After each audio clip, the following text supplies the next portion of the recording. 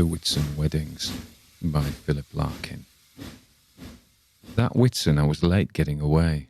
Not till about 1:20 on the sunlit Saturday did my 3/4 empty train pull out. All windows down, all cushions hot, all sense of being in a hurry gone. We ran behind the backs of houses, crossed a street of blinding windscreens, smelt the fish dock. Thence the river's level drifting breadth began, where Skye and Lincolnshire and water meet. All afternoon, through the tall heath that slept for miles inland, a slow and stopping curve southwards we kept. Wide farms went by, short shadowed cattle, and canals with floatings of industrial froth. A hothouse flashed uniquely, hedges dipped and rose, and now and then the smell of grass displaced the reek of buttoned carriage-cloth, until the next town, new and nondescript, approached with acres of dismantled cars. At first I didn't notice what a noise the weddings made.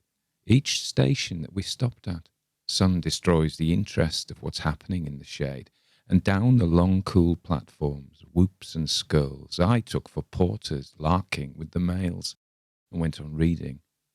Once we started, though, we passed them, grinning and pomaded, girls in parodies of fashion, heels and veils, all posed irresolutely watching us go, as if out on the end of an event, waving goodbye to something that survived it.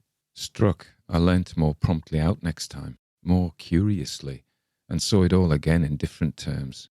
The fathers with broad belts under their suits and seamy foreheads, mothers loud and fat, and then the perms, the nylon gloves and jewellery substitutes, the lemons, mauves and olive ochres that marked off the girls unreally from the rest. Yes, from cafes and banquet halls up yards, and bunting-dressed coach party annexes, the wedding days were coming to an end. All down the line, fresh couples climbed aboard. The rest stood round. The last confetti and advice were thrown. And as we moved, each face seemed to define just what it saw departing. Children frowned at something dull. Fathers had never known success so huge and wholly farcical. The women shared the secret like a happy funeral, while girls, gripping their handbags tighter, stared at a religious wounding.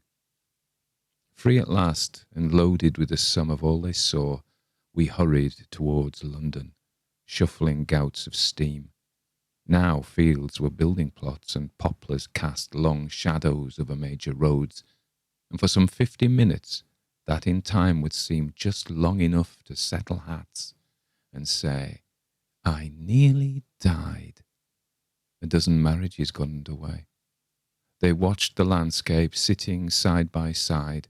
An Odeon went past, a cooling tower, and someone running up to bowl, and none thought of the others they would never meet, or how their lives would all contain this hour.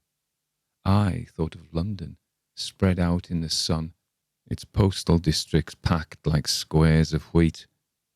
There we were aimed, and as we raced across bright knots of rail, past standing Pullmans, walls of blackened moss came close, and it was nearly done, this frail travelling coincidence, and what it held stood ready to be loosed with all the power that being changed can give. We slowed again, and as the tightened brakes took hold, there swelled a sense of falling, like an arrow shower sent out of sight, somewhere becoming rain.